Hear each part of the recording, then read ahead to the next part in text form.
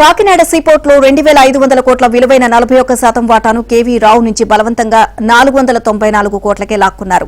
పక్కనే కాకినాడ సెజ్లో 1104 కోట్ల విలువైన షేర్లకు కేవలం 12 కోట్లే ఇచ్చారు. ఇక కేవీ రావు స్వయంగా సిఐటికి ఫిర్యాదు చేసిన విషయం ఇది.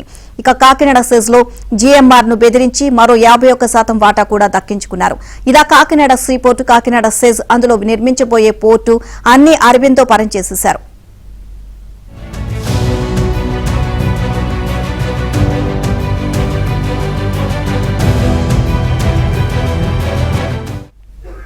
అంతేకాదు కాకినాడ సెజ్లో అరబిందో గేట్వే పోర్టు నిర్మాణం కోసం ఏకంగా 125 ఎకరాల్లోని కొండను గత జగన్ ప్రభుత్వం అడ్డగోలుగా రాసిచ్చేసింది. 10 ఏళ్ల పాటు ఎలాంటి రాయల్టీ చెల్లించకుండా మినహాయింపు ఇచ్చేసింది. తద్వారా అటు బండరాళ్లు ఉచితం, ఇటు 71 కోట్ల విలువైన సీనరేజీ పన్ను రద్దు. అంతా అడ్డగోలు దోపిడీ అన్నమాట. ఈ మొత్తం డీల్ వెనుక వైసీపీ రాజ్యసభ సభ్యుడు వైవి సుబ్బారెడ్డి తనయుడు విక్రాంత్ రెడ్డి, ఎంపీ విజయసాయిరెడ్డి చక్రం తిప్పారు.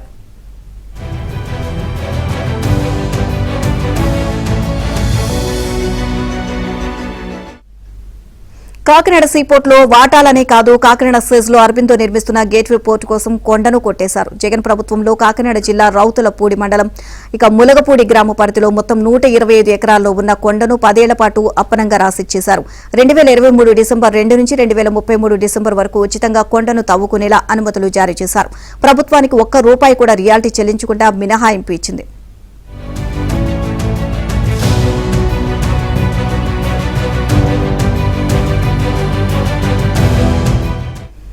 అన్ని నిబంధనలు గాలికొదిలేసి అడ్డగోలుగా అధికార దుర్వినియోగానికి పాల్పడ్డారు. కాకినాడ సెజ్లోని విలువైన భూములను అరబిందోకు కట్టబెట్టారు. జగన్ సీఎంగా ఉండగానే కాకినాడ సెజ్లో పోర్టు నిర్మాణాన్ని వేగవంతం చేయడానికి స్కెచ్ వేశారు. అరబిందో ద్వారా కాకినాడ గేట్వే పోర్టుగా ప్రమోట్ చేస్తూ 1650 ఎకరాల్లో ఏటా 20 మిలియన్ టన్నుల కార్గో సామర్థ్యంతో తొలుత 3 బెర్తులను నిర్మించడానికి పనులు ప్రారంభించారు. పోర్టు నిర్మాణానికి వీలుగా 2023లో తీరం నుంచి సముద్రం మధ్యలో బ్రేక్ వాటర్ నిర్మించాలని నిర్ణయించింది. ఇందుకోసం కొన్ని లక్షల టన్నుల రాళ్లు కావాల్సి ఉంది. ఏళ్ల తరబడి భారీ బండరాళ్లను ఈ పోర్టుకు తరలించి బ్రేక్ వాటర్ నిర్మాణం చేయాల్సి ఉంది.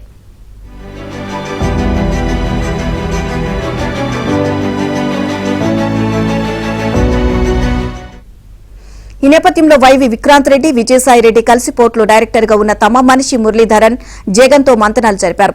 అరబిందోకు ఇబ్బంది లేకుండా అతి తక్కువ దూరంలోని రాళ్ల రవాణాకు వీలుగా ఓ భారీ క్వారీని అన్వేషించారు. 30 కిలోమీటర్ల సమీపంలో ఉన్న రైతులపూడి మండలం ములగపూడి గ్రామంలో ఓ కొండను అరబిందోకు కట్టబెట్టాలని నిర్ణయించారు. అందులోని నల్లరాయి పోర్టు బ్రేక్ వాటర్ బెర్తల నిర్మాణానికి అనువుగా ఉంటుంది అని తేల్చారు. ఇక అప్పటికప్పుడు కాకినాడ గేట్వే పోర్టు తరపున క్వారీ కేటాయింపునకు లేఖ ఆహ్వానించి దాని ప్రకారం క్వారీ కట్టబెడుతూ గుట్టుగా జగన్ ఆదేశాలు ఇచ్చేశారు.